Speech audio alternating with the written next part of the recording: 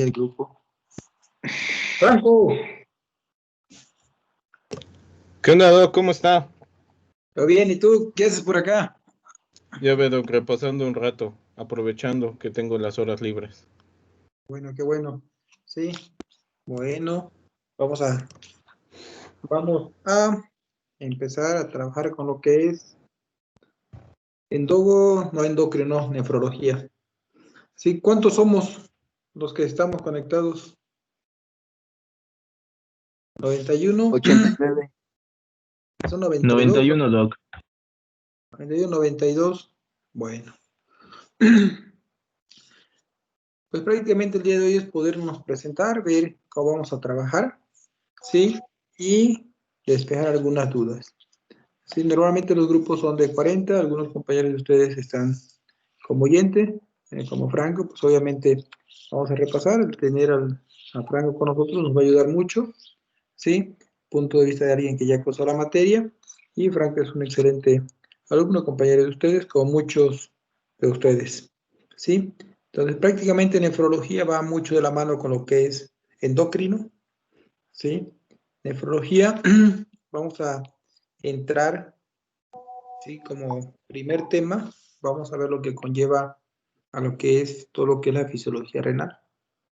Llámese fisiología renal, prácticamente lo que implica la filtración, reabsorción y lo que es la secreción, ¿sí? Entender cuáles son las diferentes constantes del filtrado glomerular, ¿sí? ¿De qué depende el filtrado glomerular? ¿Qué sucede en la arteriola aferente? ¿Qué sucede en la arteriola eferente?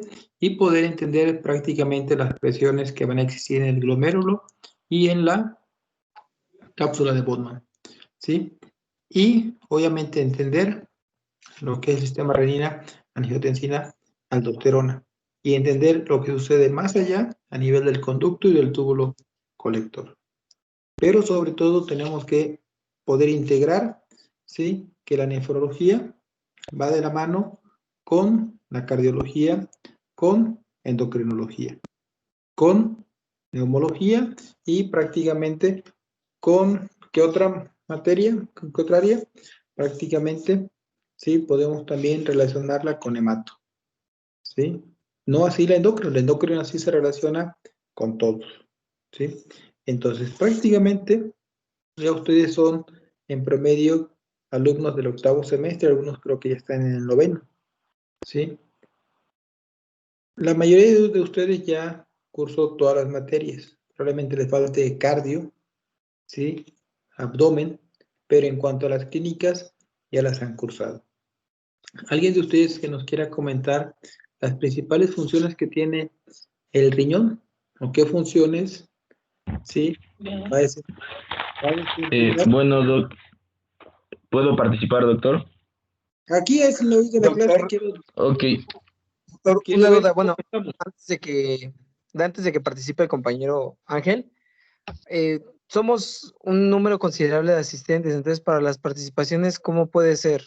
Tengo entendido que Teams tiene una función para levantar la mano, ¿no? Puede ser, no sé, por orden de quien levante la mano o quien diga primero, yo hablo. ¿Quién está como anfitrión? En chino, bueno, Ángel. Ángel. Entonces, Ángel, pues es el que va a estar pendiente de quién levanta la mano, ¿sí? Y él es el que le va a dar uso de la palabra, ¿sale? O sea, lo que yo quiero es ver cómo están ustedes de un diagnóstico, para ver de dónde empezamos, ¿sí? Y para poder programar bien las clases. Probablemente ya tenemos o conocemos mucho la fisiología, nos podemos ir rápido, ¿sí? Prácticamente el curso es un curso bonito, ¿sí? Lo más padre es la fisiología y es lo más difícil. Después viene todo lo que es desequilibrio hidroelectrolítico, equilibrio ácido-base, ¿sí? Que son los temas más pesados, y después viene lo que es la lesión renal aguda, ¿sí? Y obviamente después de la lesión renal aguda podemos ver todo lo que es síndrome nefrítico, síndrome nefrótico, la renal crónica y algunas glomerulopatías. Y llegar a lo que es el síndrome hepatorrenal y el síndrome cardiorrenal, ¿sí? Entonces vamos a ver diferentes temas, ¿sí? Van a entender que no es difícil nefrología, ¿sí? Es difícil si no leemos, pero prácticamente el equilibrio ácido-base está muy sencillo, ¿sí? Y el equilibrio hidroelectrolítico está aún más sencillo, pero debemos entender prácticamente el papel que desempeña la hormona antidiurética ante los cambios de osmolaridad condicionadas por sodio, por glucosa, o bien ante la pérdida de volumen. Entonces, para poder entrar en materia, vamos a ver prácticamente y conocer lo que son las funciones del riñón. ¿Sí? Adelante, ¿alguien quiera comentar? Bueno, Doc, realmente el riñón es un órgano que tiene diversas funciones, pero dentro de las más importantes que se pueden mencionar es que forma parte de la eliminación de sustancias tóxicas, como es el caso de la creatinina o la urea. También forma parte o tiene funciones reguladoras en el caso de hidroelectrolíticas, de la misma volemia sanguínea, de la osmolaridad. Cumple también ciertas funciones hormonales, por ejemplo, en la formación de la eritropoyetina, o aquí se activa la vitamina D, como en el calcitriol. También tiene funciones como la gluconeogénesis y, por ejemplo, también participa en la regulación de la presión arterial. Ok, sale Ángel. ¿Quién más? De ahí Bueno, doctor. va Camilo. Sí, gracias. Y también con lo que decía el compañero, pues la regulación ácido básica, que también es importante. ¿Qué más? Pero ¿Qué más? si están en condiciones de abrir su cámara, ábranla para conocerlos. ¿Sí? Si no están en pijamas, si no están en paños menores, si no andan ahí sus familiares en paños menores, adelante. Si no, no se preocupen. ¿Vale? Los que vayan participando, abran su cámara para conocerlos, porque yo no los conozco. Y luego me hablan y no es grosería, pero no los conozco. ¿Sí? Entonces, los que vayan participando, abran su cámara. O sea, vas para conocerlos. ¿Sale? Entonces, Ángel, completaste las funciones. ¿De ahí quién más? ¿Quién más participó? ¿Jesús? Camilo Águila. Jesús Camilo Águila. Ok. ¿Quién más? Va Adrián. Ángel. Sí, Ok. Adrián, vas. Respecto al equilibrio hidroelectrolítico, aquí podemos desglosarlo. Se encarga de mantener los niveles como tal, tanto de osmolaridad como de volúmenes, recordando que tenemos el agua corporal total, la dividimos en líquido intracelular y líquido extracelular. Entonces, se debe mantener una osmolaridad constante en estos compartimentos, incluyendo también el del líquido. Bueno, el líquido extracelular lo dividimos en plasma y líquido intersticial, así como el líquido transcelular. Entonces, el mantenimiento sobre todo del sodio y los valores de potasio son importantes para poder tener una constante en esta osmolaridad. ¿Quién más? Gema Sofía tenía la mano levantada. No sé si quieras participar, compañera.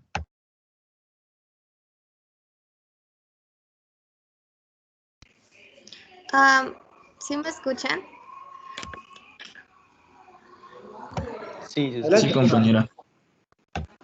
Bueno, es que igual iba como que a complementar lo que ya habían dicho al principio, así que pues ya no. ¿Nadie más? Son 91, pueden hablar. Karen Herrera Perdomo o Karen Herrera. Ajá. Bueno, también quería comentar sobre una de las funciones importantes que tiene el riñón, que es la producción de, la estimulación más bien en la producción de eritrocitos, ya que sabemos que ahí es en donde se produce pues la eritropoyetina. Además de que también recuerdo que tiene un papel importante en lo que es la gluconeogénesis, que si bien no es tan grande como en el hígado, pues también es importante. Ok, Karen. Diana Niño.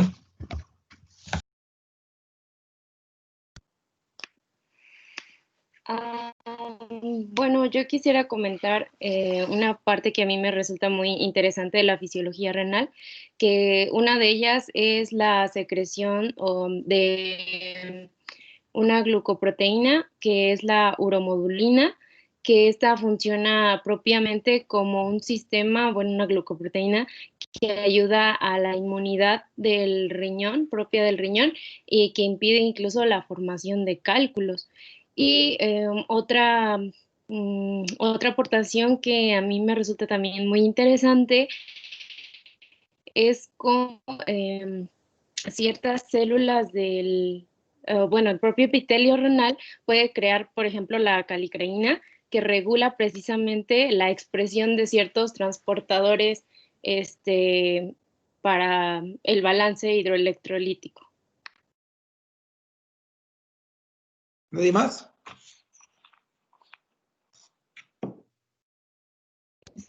Joana.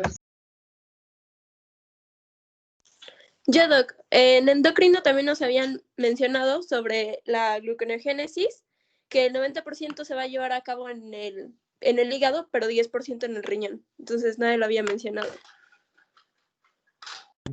¿Porcentaje? ¿Qué más? Aida Yolanda Pérez. Hola, doctor, ¿me escucha? Sí, adelante, Yolanda. Ay, bueno,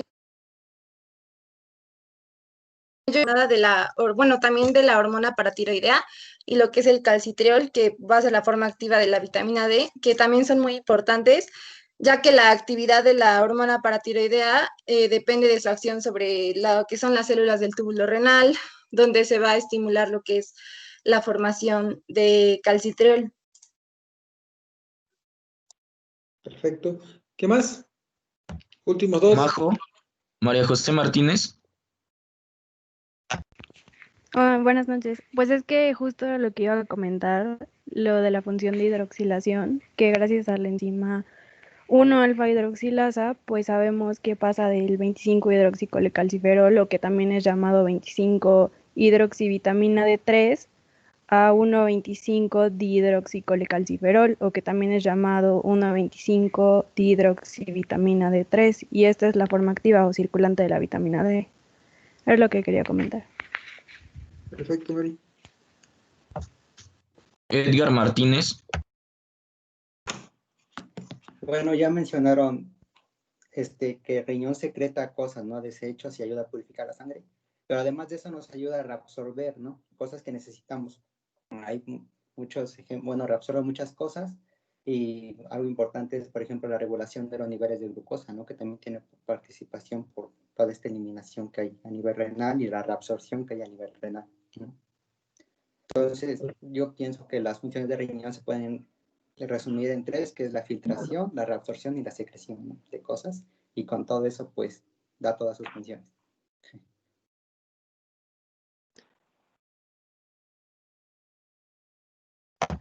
Giancarlo Hernández.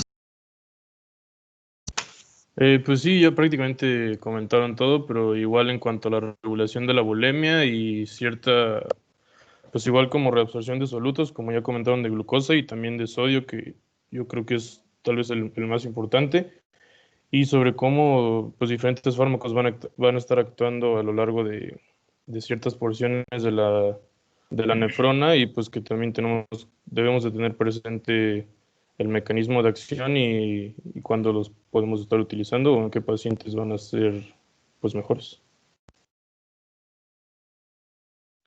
Franco, tu comentario cuenta. ¿Qué tal, doctor? Buenas noches. Pues sí, como lo decían los compañeros, y ya integrando un poquito, creo que hay que agregar que el riñón, por su vital importancia, va a ser uno de los principales órganos que al momento de recibir al menos un paciente en el hospital va a ser el primero que vamos a tener a consideración de revisar, de estabilizar y pues sobre todo también de proteger, ¿no?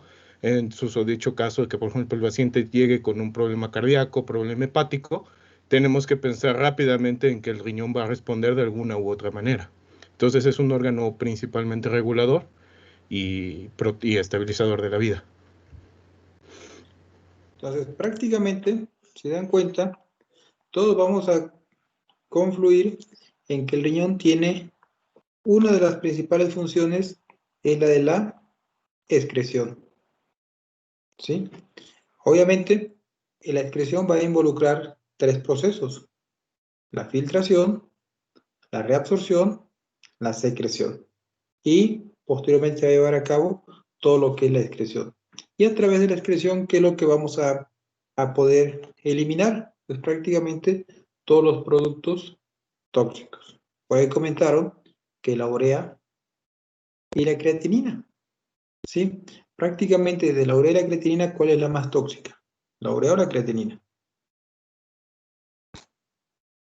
Urea. La urea. La urea. Prácticamente el paciente puede tener niveles elevados de creatinina y no dar ninguna molestia, pero niveles elevados de urea pues va a condicionar muchas alteraciones. Entonces, ¿qué es lo importante? ¿Qué es lo importante en las funciones? Conocer cómo se van a llevar a cabo. ¿Sí? ¿Cómo llevo a cabo la excreción? Bueno, debo de conocer que en la excreción está el proceso de filtración. ¿En qué consiste el proceso de filtración? ¿En qué consiste el proceso de secreción? ¿Y en qué consiste el proceso de reabsorción? Algunos de sus compañeros comentaban, voy a reabsorber ciertas sustancias y voy a poder secretar otras sustancias. ¿Sí? Principalmente, ¿qué reabsorbo en el túbulo contorneado proximal? ¿Qué voy a reabsorber en la asa ascendente gruesa de Henle? Y qué es lo que voy a secretar principalmente en el túbulo contorneado distal y qué es lo que voy a secretar principalmente en el túbulo contorneado proximal. ¿Cuál es la principal función que tiene el túbulo contorneado proximal en base a esa reabsorción? ¿Sí? O sea, tenemos las funciones. ¿Qué me compete? Que ustedes puedan entender en qué consiste cada una. Luego, aparte de la excreción, ¿qué tenemos? El adecuado equilibrio hidroelectrolítico. ¿Qué quiere decir? Si yo me tomo 2 litros de agua, ¿cuánto tengo que orinar? Los mismos 2 litros. Los mismos 2 litros. ¿Por qué? Porque si yo me tomo 2 litros y orino 1 litro, me voy a quedar con 1 litro, ¿sí?, dentro de mi organismo. Y lo que comentaba su compañero, yo voy a tener diferentes compartimentos. Tengo un líquido, un compartimento extracelular y un compartimento intracelular. Y uno se va a dividir. La pregunta es, ¿cuál es el más grande? ¿El extra o el intra? Intracelular porque es el 40%. Intra.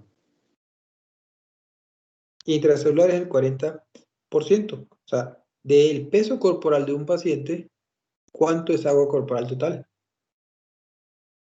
60%. 60%. Entonces, ¿qué quiere decir? Un paciente que pesa 70 kilogramos, ¿sí?, si lo multiplico por 0.6, quiere decir que son 42 litros, son de agua, ¿sí? Y Aunque, eso es bueno, también depende, doctor. Si depende del sexo, de la edad y, bueno, del porcentaje de masa corporal, bueno, masa magra sobre todo. y es una mujer, es 0.5, ¿sí? Entonces, prácticamente aquí las fórmulas que vamos a utilizar para poder calcular el agua corporal total va a ser 0.6 en el hombre y 0.5 en la mujer. Aquí de forma generalizada, entonces, un paciente de 70 kilos por 0.6 le corresponde 42 litros de agua.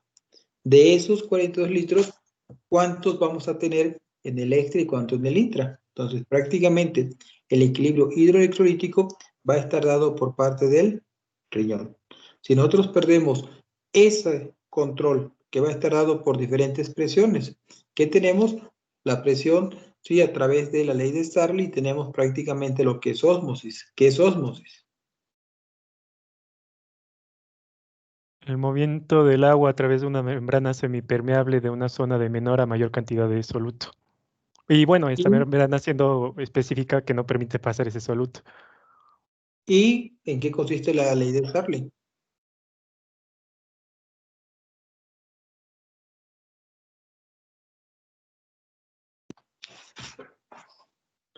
Bueno, las fuerzas de Starling, sí, ¿no? Se Ajá. las fuerzas de Starling, sí. ¿Es Son correcto? la presión hidrostática y la presión oncótica. Y dependiendo, bueno, la comparación de estas dos fuerzas en distintos compartimentos, ¿no? Por ejemplo, en el compartimento vascular sería la presión hidrostática dentro del vaso, la presión oncótica dentro del vaso y la presión hidrostática y oncótica del líquido intersticial, ¿no? Entonces, prácticamente Entonces, aquí toda la presión oncótica. las proteínas, ¿no? Las proteínas son las que te dan la presión oncótica. Entonces, prácticamente, si tú pierdes proteínas, vas a tener que esas fuerzas, sí, se van a perder y va a haber un cambio prácticamente de volumen en esos espacios. Entonces, por eso, prácticamente el equilibrio hidroelectrolítico pues va a ser una de las funciones que va a estar dada por el riñón. ¿Sí? Entonces, tenemos la excreción, tenemos el equilibrio hidroelectrolítico. Pero, si yo hablo de electrolito, quiere decir que voy a controlar tanto el sodio, potasio, cloro, magnesio y el bicarbonato principalmente. ¿Sí? ¿Cómo voy a controlar el sodio?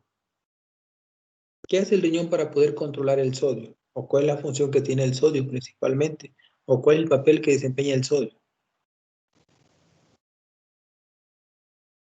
Pues, por ejemplo, la mayor cantidad del sodio se va a estar reabsorbiendo en el túbulo contorneado proximal y también va a tener una función importante en cuanto a que es osmóticamente activo. Entonces, conforme más se esté secretando hacia la luz tubular, pues también va a estar jalando agua y aumentando la diuresis.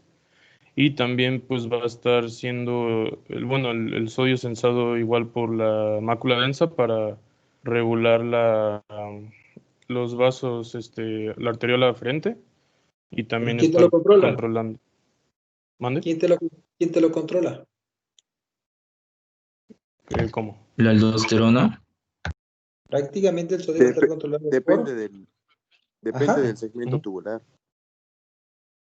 Igual depende si hablamos como tal de la osmolaridad, o sea, la concentración de sodio, recordando que concentración depende de cantidad de soluto y cantidad de solvente.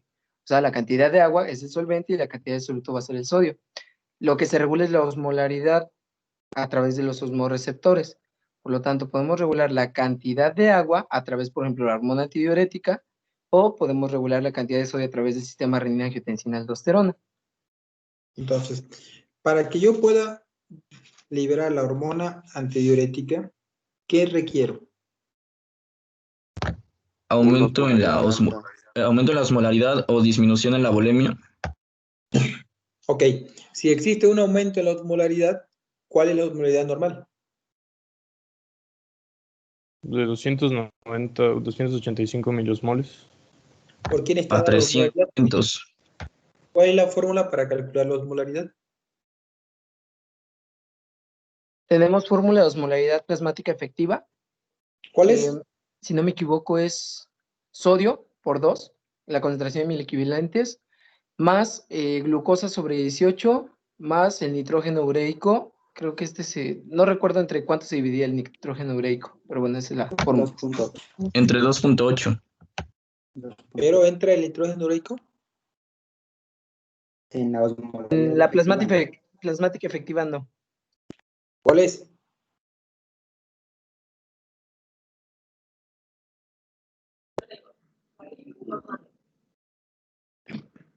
Dos veces sodio más glucosa entre 18. Nada más. Sí, entonces, obviamente, quien me va a determinar un 85% de la osmolaridad va a ser el sodio. ¿Sí? Entonces, prácticamente, el sodio va a estarme dando lo que es la osmolaridad sérica. Y junto con lo que es la glucosa. Entonces, tengo dos parámetros. Uno, el sodio, y el otro es la glucosa. Ante un cambio de osmolaridad, lo que voy a tener principalmente es la liberación de la hormona antidiurética. ¿Qué es lo que va a hacer la hormona antidiurética? Principalmente. Llevar al acoplamiento de acuaporinas en el túbulo colector para la resorción de agua. ¿Y cómo esperas encontrar la osmolaridad urinaria ante una liberación de la hormona antidiurética? Aumentar. Alta, porque está concentrando la orina. ¿Cuánto es la osmolaridad urinaria normal? Puede llegar hasta 1200 miliosmoles. ¿Cómo sacamos la osmolaridad urinaria?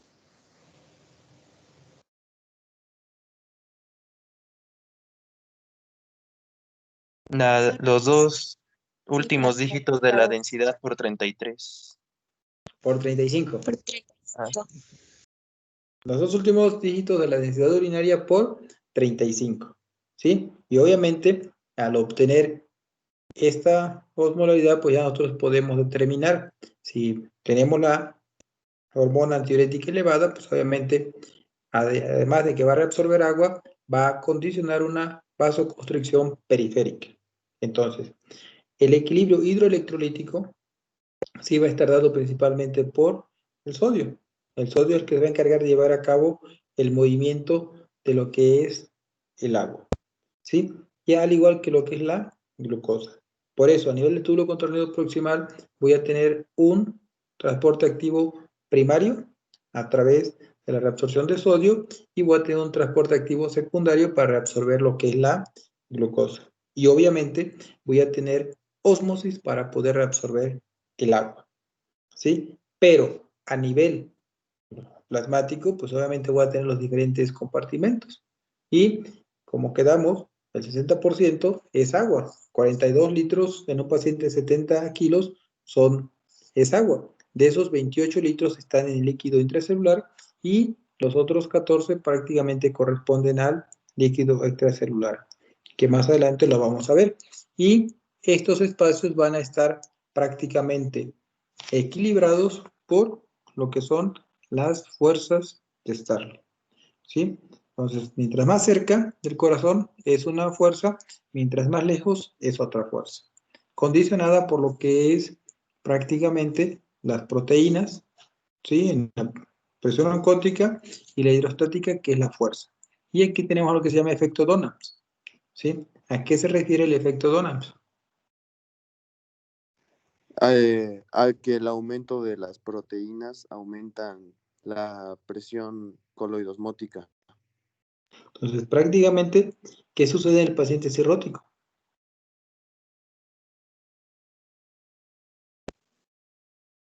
Disminuye la capacidad de síntesis proteica, entonces hay pérdida de la presión oncótica y estos pacientes tienden a, pues, a la pérdida a que la presión hidrostática sobrepase y haya pérdida de líquido. ¿Perdemos líquido o se distribuye? Extravasa. Se distribuye principalmente por el forma de ascitis. Se favorece la filtración de los capilares y se extravasa. Entonces prácticamente no perdemos volumen. Está mal distribuido, ¿sí? Entonces prácticamente ahí es un ejemplo franco de que el equilibrio hidroelectrílico se está perdiendo porque estoy rompiendo una de las fuerzas. Prácticamente el paciente tiene una patología a nivel hepática que me está condicionando a la disminución de las proteínas, perdiendo así lo que es la presión oncótica, condicionando que se lleve a cabo el movimiento de lo que es ese volumen, ¿sí? Entonces, ahora, ¿qué sucede en aquel paciente que le doy un diurético? ¿Qué tipo de diuréticos conocen? ¿Ya llevaron endocrino, ya llevaron cardio? Los diuréticos de Tenemos los de ASA. los ahorradores de Anhidrasa potasio. quirbónica. A ver, el diurético de ASA, ¿cómo actúa? Inhibe el cotransportador 2-sodio cloro potasio. Ajá. Y pues Entonces, prácticamente al inhibirlo, Franco, pues vamos a perder volumen, ¿sí? Porque estoy con un diurético de ASA, inhibo el cotransportador 2-sodio cloro potasio y está entendible. Pero, ¿qué otro diurético conozco? Los tiacídicos. Tiacídicos. ¿Qué te hacen los tiacídicos? Inhiben el cotransportador sodio-cloro. Entonces, A nivel del túbulo colector. Colector no. ¿En dónde Es el está el distal. colector? Del distal. En la primera porción del túbulo contorneado distal. Entonces, prácticamente un inhibidor del cotransportador sodio-cloro, ¿cuál sería? ¿O cuál es? la hidroclorotiazida. Hidroclorotiazida. Entonces, la mayoría de los pacientes que cursan con hiponatremia, principalmente adultos, van a cursar una hiponatremia hipoosmolar hipopolémica y son adultos mayores a los que les damos un diurético de ASA, están tirando sodio, tiran agua, se deshidratan y prácticamente cursan con una hiponatremia, ¿sí? Porque estoy inhibiendo ese cotransportador. Pero hay otros medicamentos que no son diuréticos como tal, pero evitan que se reabsorba sodio, glucosa y agua. ¿Cuáles son?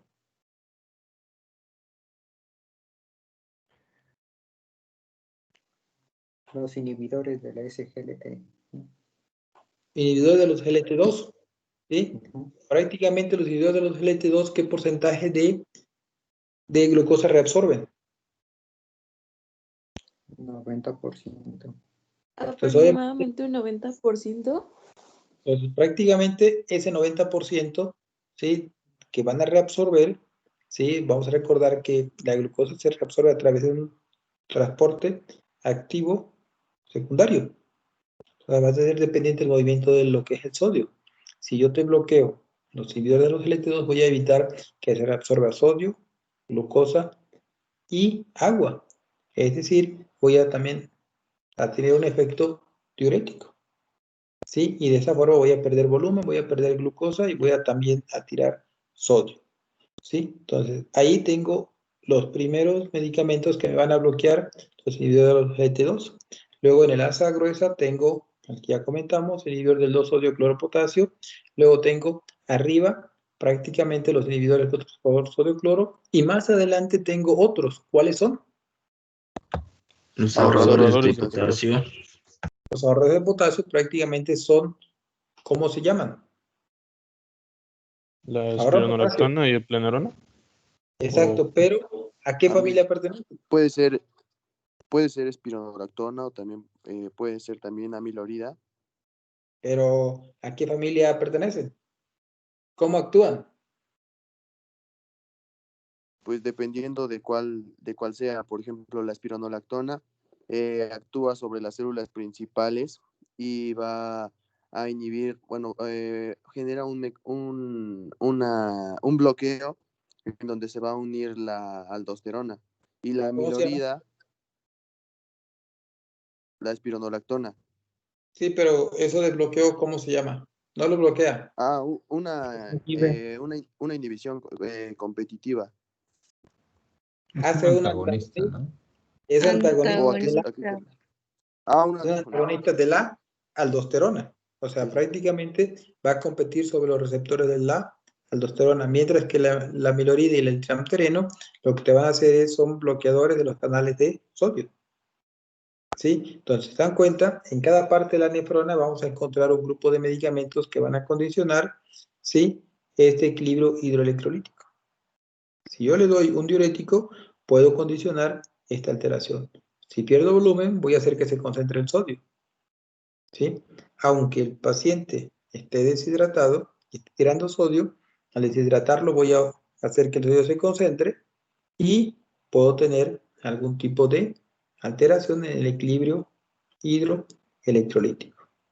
¿Sí? Por eso, las principales alteraciones del equilibrio son por uso de diuréticos. Pero el otro factor que me condiciona la osmolaridad va a ser la glucosa. Entonces, un paciente que tenga 800 de glucosa, ¿ahí qué va a suceder? ¿Qué tiene ese paciente que tiene 800 de glucosa? Pues en este caso Glucosuria. se satura el transporte máximo de glucosa y entonces se comienza a eliminar toda. Y igual como es Y aparte osmóticamente va, activa, pues va a estar eliminando mucha agua. ¿Ahí qué va a pasar? ¿Va a eliminar agua? va a ¿Seguro? eliminar agua porque es glucosa con sodio y aparte va a tener deshidratación. ¿Tiene 800 de glucosa? Le picas el dedo, tiene 800. A la media hora le picas el dedo, tiene high. Si tú le tomas glucosa, te va a aparecer en la glucosa plasmática 940. ¿Cómo esperas encontrar el sodio?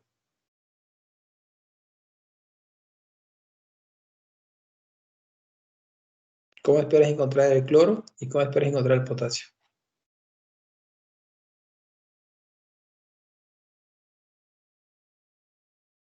Pues el sodio debería estar también, bueno, el sodio debería estar disminuido porque se va a estar secretando más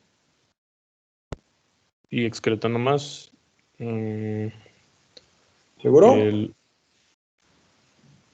Creo. Ahí piensen. Doctor, ¿no se puede al principio elevar por un mecanismo regulador, como un feedback? ¿Cómo estaría? ¿Aumentado o disminuido? estaría normal, levemente aumentado, pero levemente. ¿Cuánto tiene el sodio intracelular y cuánto tiene el sodio extracelular?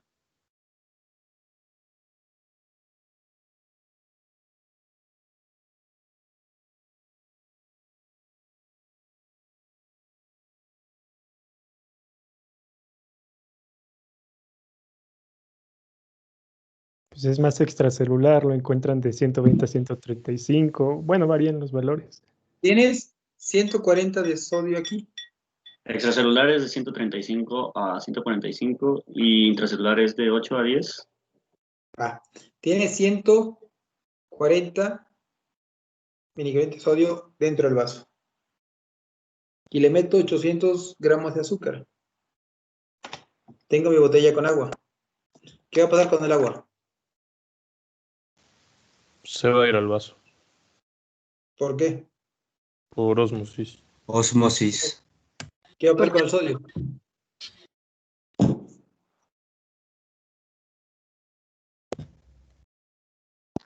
Se va a ir. Bueno, ya no se va a reabsorber. ¿Qué va a pasar con el sodio? Se va a Se excretar. concentra. ¿Por qué se va a concentrar? Se diluye.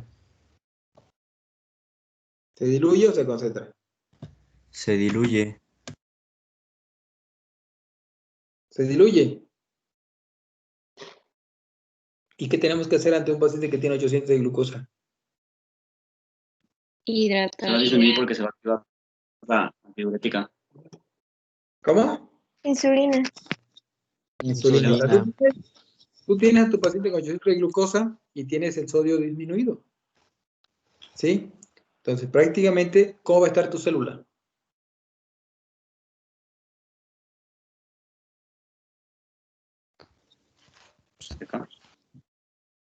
La célula va a estar deshidratada y el espacio Frenada. intravascular va a estar más aumentado.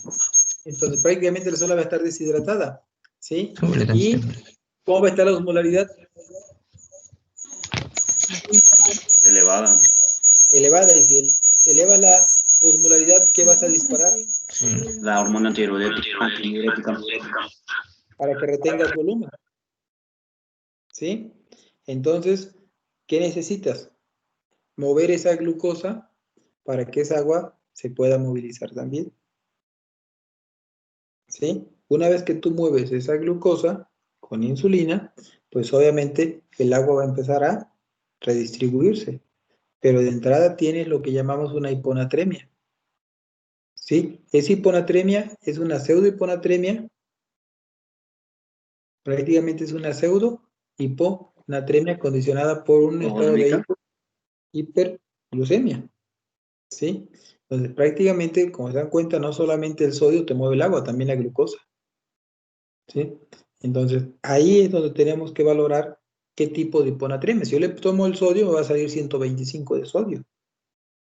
Pero hay una fórmula que me dice que yo tengo que corregir el sodio por cada porcentaje de glucosa.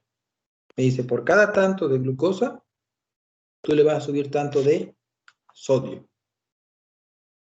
¿Por qué? Porque el sodio está diluido por la hiperglucemia que está presentando. Entonces, prácticamente, al tener un cambio de osmolaridad, es detectado por sus receptores y en automático vas a liberar lo que es la hormona antidiurética para poder retener agua. ¿Sí? Ahora bien, si yo no tengo volumen, ¿cómo va a estar mi filtrado glomerular? ¿Aumentado o disminuido? ¿Disminuido?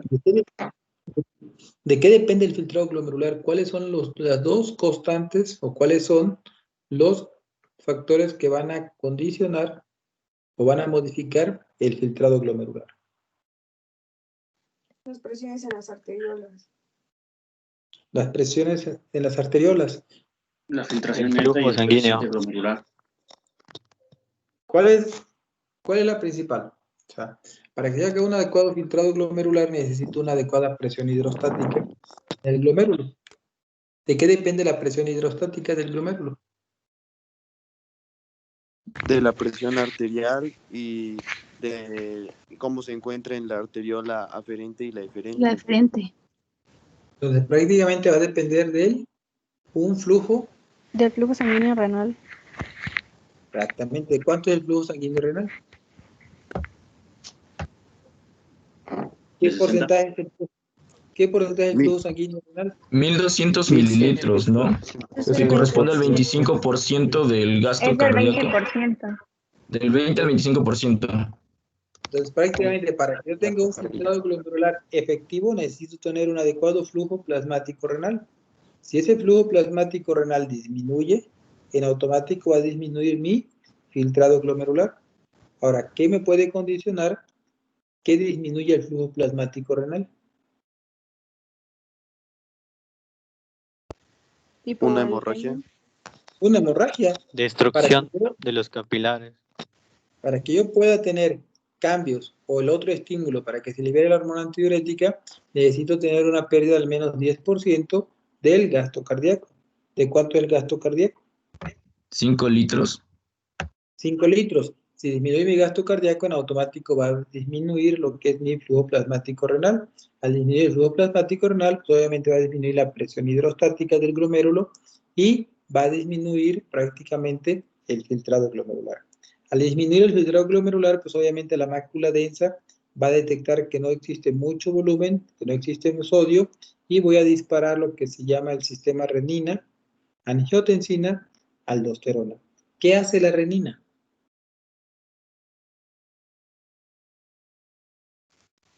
¿Qué hace la angiotensina y qué hace la aldosterona?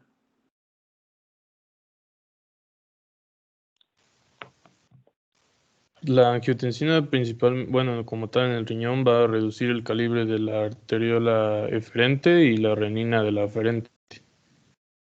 Entonces, por un lado disminuyo el calibre de la arteriola eferente, es decir, voy a condicionar una vasoconstricción de la arteriola eferente para que la sangre que llegue aumente la presión hidrostática. Esa es la renina. Ok. ¿La angiotensina?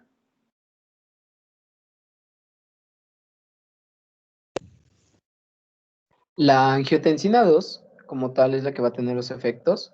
Tiene efectos vasoconstrictores y también va a tener efectos a nivel de, sobre todo, la regulación de la concentración de sodio. La angiotensina 2 tiene sus receptores. Sí, va a condicionar una vasoconstricción. El único lugar donde no actúa la angiotensina es a nivel pulmonar. Sí, ahí no tenemos receptor, entonces prácticamente lo que hago es una vasoconstricción periférica para poder aumentar la presión. ¿Y qué hace la aldosterona? Absorbe sodio y agua. Prácticamente la aldosterona es un mineral corticoide que va a absorber sodio y agua. Entonces, prácticamente la otra función del riñón, ¿cuál es? Un adecuado control de la tensión arterial. ¿Sí? Entonces, el riñón tiene la excreción, un adecuado equilibrio hidroelectrolítico y aparte tiene la función de llevar a cabo un adecuado control de la presión arterial. Por eso, erróneamente, la presión la controla el cardiólogo.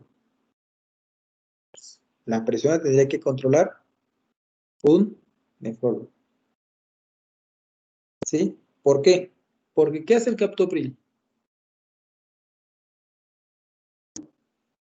Inhibidor de la IECA. Inhibidor de la enzima convertidora de angiotensina. ¿Qué hace prácticamente los sartán, el misartán?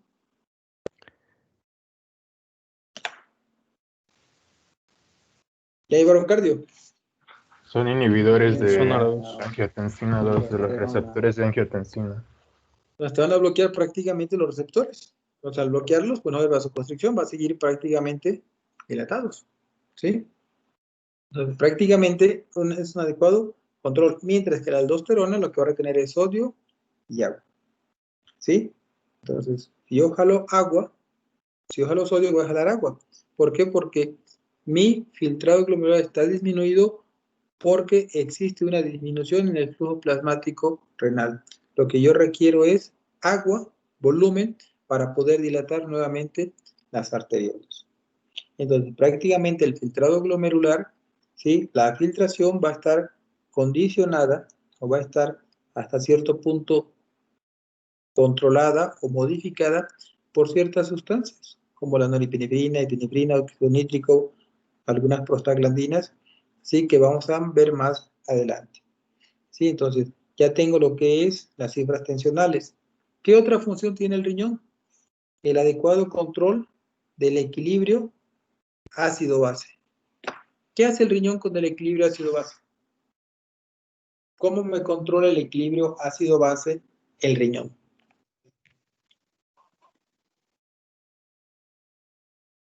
El Por riñón las secreta células hidrogeniones y principales, absorbe el bicarbonato. intercaladas, perdón, A y B, para la secreción de hidrogeniones o la excreción de bicarbonato. ¿Quién es? ¿Quién participó? Ah, Diana. Ah, ok. Entonces, ¿cuáles son, Diana? ¿Cómo actúan? Por las células intercaladas A y B, que son las que se encargan la A, por ejemplo, de acidificar, como lo dice A, de acidificar la orina. Entonces hay una secreción de hidrogeniones, y las tipo B, que son las que pues son como básico de base, entonces alcalinizan la orina eliminando bicarbonato.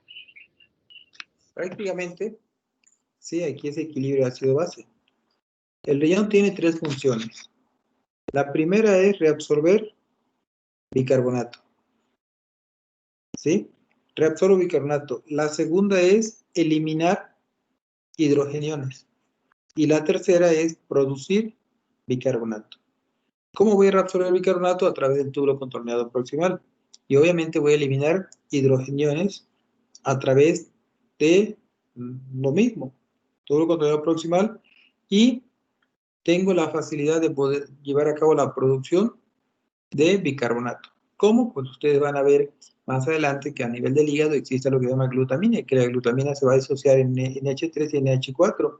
El NH3 y NH4 prácticamente me va a condicionar que lleve a cabo la formación o que se produzca un bicarbonato. Aparte, tengo otros amortiguadores, principalmente el fosfato. Por cada fosfato que yo tenga, voy a meter un hidrogenión, y ese hidrogenión voy a formar lo que es un bicarbonato. Es decir, el equilibrio ácido-base a nivel renal, el riñón va a ser la tercera línea para poder modificar lo que es el equilibrio ácido-base. La primera línea tenemos amortiguadores buffer, que es el bicarbonato. La segunda línea prácticamente es el pulmón, y la tercera línea es el riñón.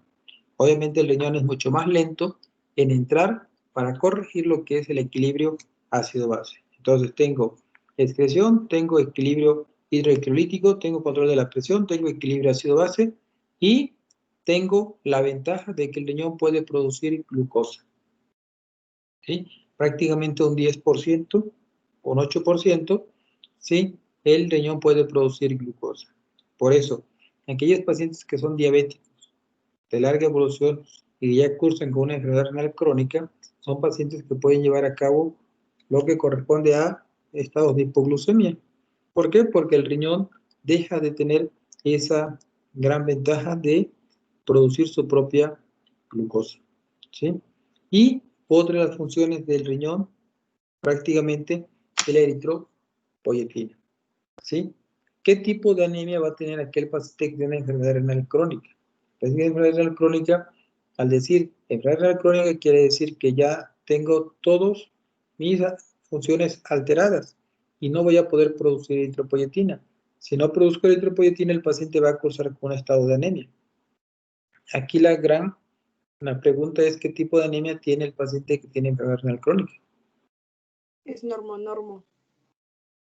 Normo, prácticamente es propia de las patologías crónicas. Entonces, eso es lo que ustedes tienen que identificar.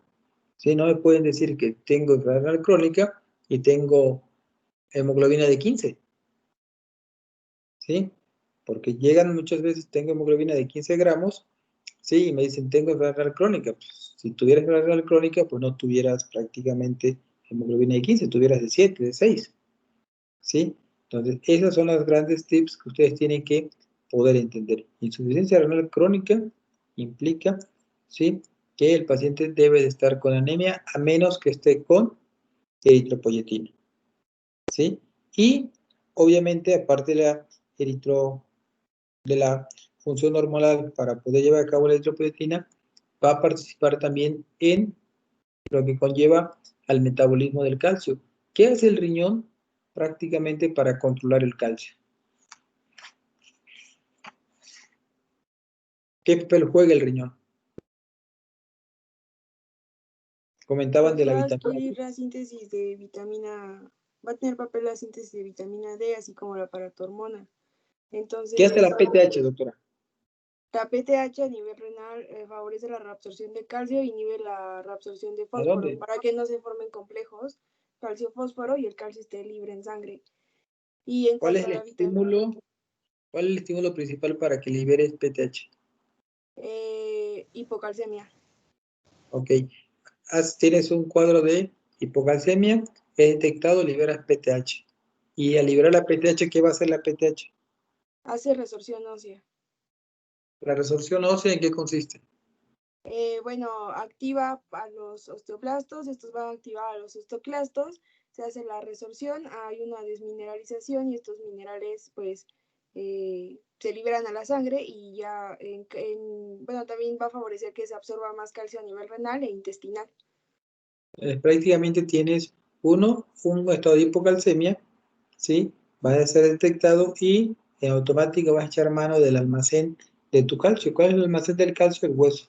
Y va a llevar a cabo un proceso que es la resorción ósea, ¿sí? Esa resorción ósea consiste en poder eliminar calcio para poder elevar ese nivel de calcio que está disminuido, ¿sí? Y a nivel de riñón, pues lo vas a reabsorber, ¿sí? Pero el papel que juega la vitamina D en el control de calcio, ¿cuál sería? Esta favorece que se expresen a nivel intestinal los receptores de calcio y de fósforo, así que pues favorece la reabsorción y hace que, bueno, también que se mineralice hueso, o sea, favorece la formación de hueso. Entonces, en un paciente que tiene enfermedad renal crónica, ¿sí? ¿Cómo esperas encontrar la PTH? Elevada. ¿Cómo se llama eso? Hiperparatiroidismo secundario. Ok, ¿sí? Entonces, prácticamente tenemos las funciones del riñón: excreción, equilibrio hidroelectrólico, control de, ¿sí?, fibras tensionales, control, ¿qué otra cosa? De hidropoietina, y prácticamente participa en el adecuado metabolismo del calcio. ¿Qué otra cosa hace el riñón?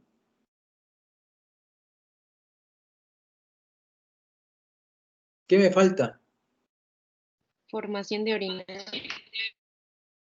El riñón forma orina, entra en la primera función, que es la excreción.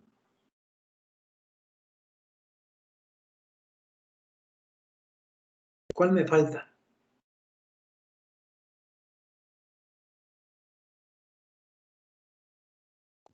Como tal, el desecho metabólico.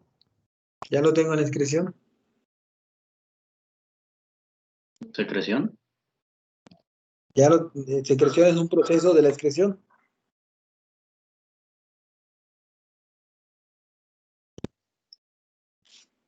Eritropoyesis. Ya lo dijimos. Venga, si pueden. La reabsorción. Es un proceso de la excreción. El control de la presión arterial. Ya lo dijimos. Falta La uno. gluconeogénesis. Ah, no. Pero la gluconeogénesis.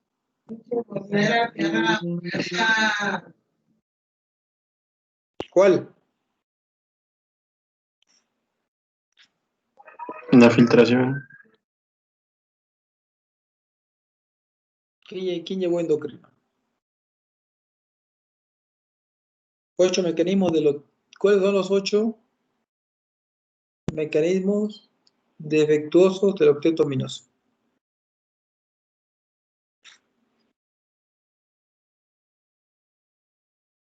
¿Los 8 qué, doctor? Los Del octeto mecanismos. ominoso. De Fronzo. Es pues la Ok. secreción Pues es, inadecuada de insulina. Es también. Disminución en el efecto de las incretinas, lipólisis aumentada, incremento en la reabsorción de glucosa, disminución en la reabsorción de glucosa, disfunción de neurotransmisores, aumento en la producción de glucosa hepática y aumento de la secreción de glucagón. ¿Cuál te falta?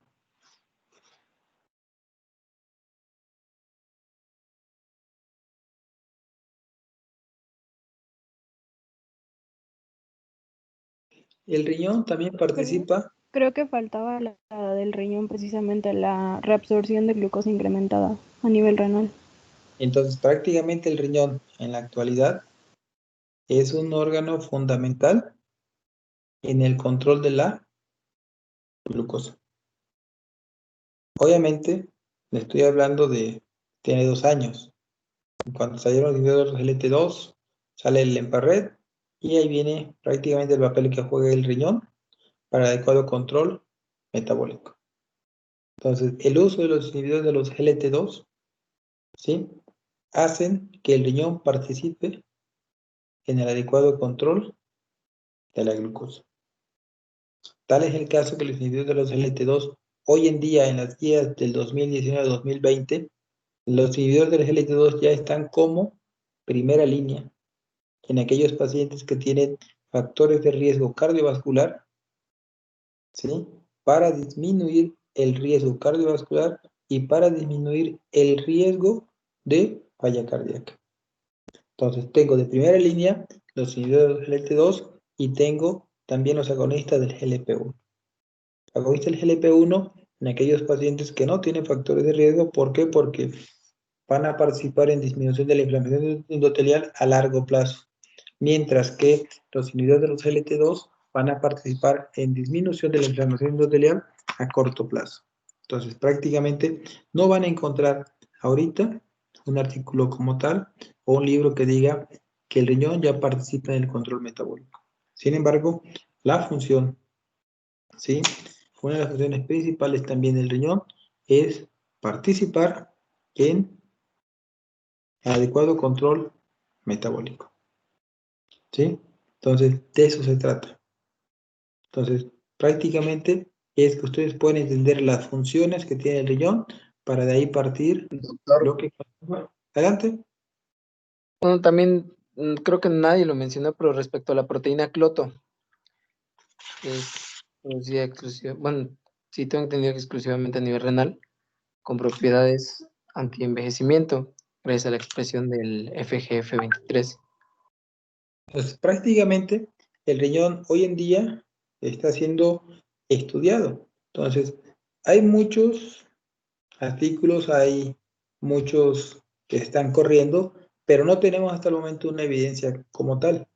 Sí, lo ideal es tener ya bien palpable con artículos que efectivamente hay un adecuado papel en lo que comenta el doctor respecto a esta proteína. O sea, ustedes hablan de la calicreína, hablan de la uromodulina, ¿sí? Pero bien solventado con artículos. De eso se trata la clase. O sea, ya no irnos al libro, irnos a artículos, pero que tengan un nivel de evidencia 1A, ¿sí? Que estén sustentados. O alguna recomendación de algún autor, como una opinión experta nada más. Pero de eso se trata. Entonces, prácticamente el curso de nefrología no es nada del otro mundo, es que ustedes pueden integrar tanto lo de cardiología, lo de endocrinología y neumo y lo que es gastro, principalmente hígado. ¿Por qué? Porque el síndrome, cuando vean síndrome hepatorrenal van a ver que es toda la fisiología. Van a poder entender lo que son los mediadores o los que controlan el filtrado mediante el óxido nítrico, mediante las prostaglandinas, mediante todas las sustancias que van a condicionar vasodilatación. y van a ver cómo se pierden el equilibrio de las fuerzas estables. ¿Sí? Pero eso no es lo difícil más que nada es entender y poder ajustar ese tratamiento, perderle el miedo. ¿Sí? Entonces, el día jueves empezamos a las 10. ¿Sí? La primera clase son clases sencillas, es embriología y anatomía. ¿Sí? 2 personas, una persona que dé embriología 15 minutos y otra persona que dé anatomía 15 minutos. ¿Sí? Ya de ahí empezamos con lo que es la fisiología. ¿Sí? Pero realmente anatomía y fisiología, anatomía y embriología es un repaso nada más. Los que lo quieren dar, adelante, ¿sí? Y ya yo de ahí continúo con todo lo que es la fisiología. ¿Sale? Entonces, ¿dudas? ¿Preguntas? Son 91, ¿cuántos alumnos son? ¿Cuántos chavos tenemos? Estamos conectados 97. Son 80, sí, los demás compañeros adelante, yo no tengo ningún inconveniente, pueden entrar los que quieran, sí, nada más hay que participar, ya no se trata de venir a participar, aquí se vale opinar, sí, venimos a aprender todos y pues yo no sé nada, yo no sé todo, sí, en ocasiones quisiera tener tiempo para poder leer más artículos, si alguien de ustedes lee y los tiene, hay que comentarlos, bienvenidos, se prestan para la crítica y y sustentado. Lo que no quiero es que me digan, yo leí en tal artículo, no. Que me digan bien la cita, la bibliografía, y si lo pueden presentar, pues mucho mejor, porque me ha tocado, es que yo leí, ¿dónde? Sí, o sea, se vale leer y ya vemos de dónde es la fuente, porque si me dicen leí en la revista Eres, en Vanidades, pues no, también no. ¿Sí? O sea, que sean algo indexado, ¿sí? Se vale, ¿sí? Y ya lo podemos comentar. Entonces, prácticamente lo más difícil de aquí es entender un poquito la fisiología, después lo que son las natremias y el equilibrio ácido-base, ¿sí? Leer las gasometrías, probablemente ustedes ya las conocen, y lo más difícil es aplicar todo eso al paciente, ¿sí? Entender lo que es un caso clínico, entender lo que son los laboratorios, y sobre todo, perderle el miedo. ¿Sale? ¿Comentarios? Son 90, ¿sí? Ya más o menos conozco los que están aquí enfrente, ¿sí? No sé de dónde, o sea, si alguien se quiere presentar, adelante, porque luego tengo de Tapachula, tengo de Tuzla, tengo de Tlaxcala, ¿sí? No llega la señal y se pierde. Doc, bueno, yo quiero preguntar acerca de las exposiciones. Dijo que embrio y anatomía. No sé si pueda dar alguno de los temas. Es embriología renal, el que tú quieras. Sí. Ok, entonces pido anatomía. No, no más de 15 minutos. Yo, 15 doctor, minutos, máximo 20. Ok. Doc, igual yo quería preguntar respecto a eso. ¿Tú, Karen? Embriología, Doc. Sale. Entonces, jueves, 10 de la noche, sí, 20 minutos máximo, sí, de uno y máximo el otro para poder empezar con lo que es la fisiología. Ahora,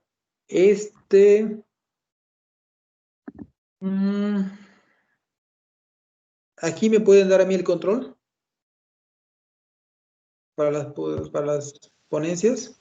Sí, sí se puede. Sí, doctor, sí se puede.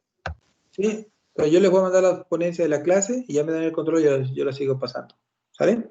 Entonces, sin problema. ¿Dudas hasta acá?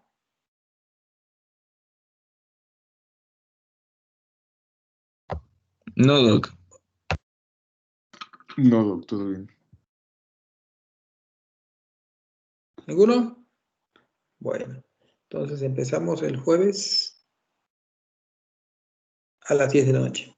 Si alguien abandona, si alguien se sale o sea, da de baja la materia, me dice, porque luego aparecen las actas y pues yo no conozco a los 90. Sí, entonces, para no cometer algún problema en las calificaciones. ¿Sale? Entonces, hagan un solo grupo y ahí vamos a ir subiendo algunos comentarios. ¿Sale? Entonces, el día jueves a las 10 de la noche. ¿Sale? Alguien que se encargue de programar las clases para nada más unirme a ustedes. ¿Sale? Bueno, nos vemos el próximo jueves. Que estén bien. Gracias, doctor. Buenas Buenas noches. noches. Gracias, doctor. Hasta luego. Gracias, doctor. Hasta luego, doctor.